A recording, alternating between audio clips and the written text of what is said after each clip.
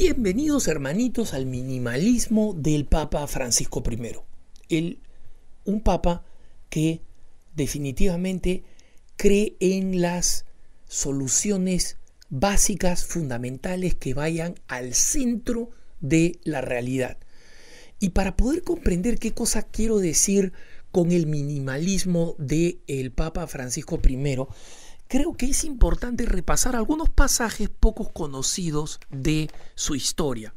Cuando recién fue nombrado, vimos los detalles generales que ya conocemos: papá y mamá italianos, papá ferroviario. A los 21 años se decide ser sacerdote, ingresa a la Compañía de Jesús, tiene un camino brillante pero espinoso con la Compañía de Jesús. Luego es nombrado auxiliar, después de una vida pastoral y académica muy intensa, coadjutor del cardenal Quarracino y finalmente arzobispo, luego cardenal. Pero hay algunas cosas que muy pocos han tenido en cuenta, y es que cuando fue nombrado arzobispo, lo primero que hizo el hoy Papa Francisco I fue ceder el palacio arzobispal a una comunidad religiosa, para que esta comunidad tuviera cómo comenzar su vida apostólica en el Gran Buenos Aires. Se mudó a una parroquia pequeña, se mudó en un lugar donde no podía tener personal auxiliar y en consecuencia es conocido por prepararse él solo sus propios alimentos. Dejó la tradición de desplazarse en un vehículo con chofer y los porteños saben que él era constantemente reconocido porque estaba en los colectivos, es decir, en los buses o en el metro de Buenos Aires, o en alguna ocasión para desplazarse más rápido tomando un taxi. Pero la gente lo conoce por estar en la calle. Mencioné que cuando fue creado cardenal pidió que los argentinos que querían ir como parte de la delegación, como se acostumbra con todos los cardenales, acompañarlos, que los cardenales tengan su barra, quienes les den unas cuantas porras, sus acompañantes. Él pidió que no lo acompañaran, y aunque algunos dijeron, bueno, yo igual voy a donar el dinero a los pobres como él pide, pero también voy, la creación cardenalicia de Jorge Mario Bergoglio fue sorprendentemente sobria, es decir, parecía el cardenal de un país pequeño y pobre, porque tenía una presencia mínima de acompañantes, inusual para un cardenal de una arquidiócesis de la talla y de la visión universal de Buenos Aires, ¿no? Otra de las cosas que vale la pena contemplar es el gesto de haber aparecido en la logia, en el anuncio como nuevo papa, el haber aparecido solamente de blanco, sin la museta. Si ustedes comparan las fotos de nuestros papas anteriores, se van a dar cuenta que los papas recientes, cuando salieron a recibir el saludo pontificio, tenían un ornamento litúrgico conocido como la museta.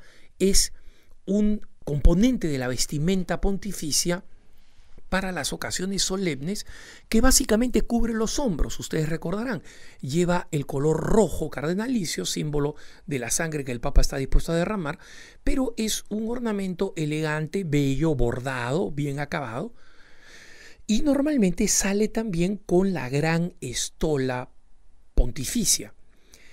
Aquí nosotros vimos al Papa Francisco I aparecer solo de blanco y todo de blanco, repitiendo la tradición que da origen a la vestimenta blanca de los pontífices, que fue el Papa San Pío V, que era dominico y se apareció en su traje de dominico.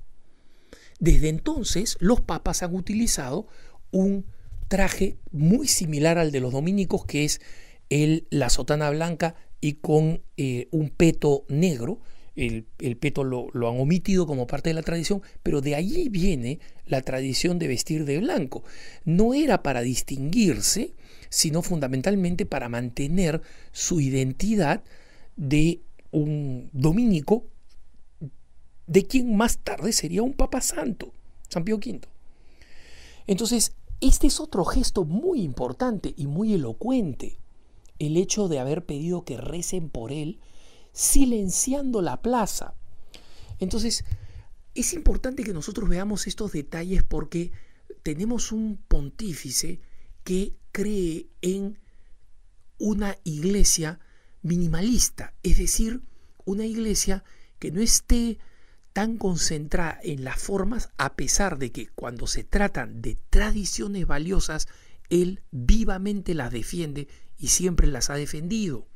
Y por eso es que muchos de los sectores políticos o eclesiales heterodoxos o políticos de izquierda critican y no les gusta el cardenal Bergoglio, no les gustaba el cardenal Bergoglio porque era firmísimo en los temas de doctrina y de enseñanza.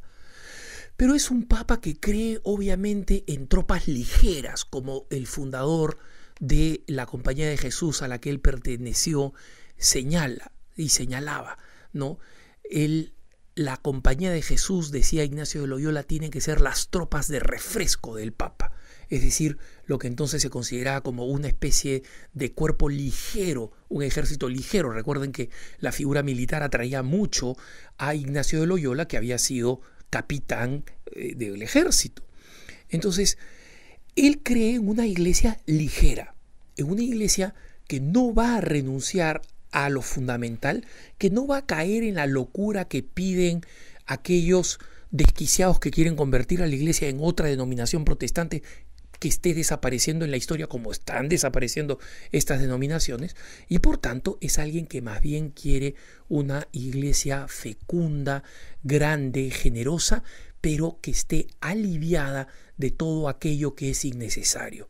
Y en consecuencia es previsible ver que él camine hacia una mayor simpleza, un minimalismo, no porque quiera hacer algún tipo de reducción por el simple gusto de hacerlo, sino porque es un papa que cree firmemente en la sencillez y simpleza del Evangelio como modelo para la vida de la Iglesia. Y por eso es que es emblemático que haya escogido el nombre sin precedentes de un gran santo del minimalismo, de volver a lo esencial, San Francisco de Asís. Y en consecuencia, este ya es un signo muy esperanzador del camino que este pontífice va a marcar y que nos va a marcar también a nosotros cuando consideremos el camino que debemos emprender de la nueva evangelización para acompañar este momento histórico. Que tengas un buen día.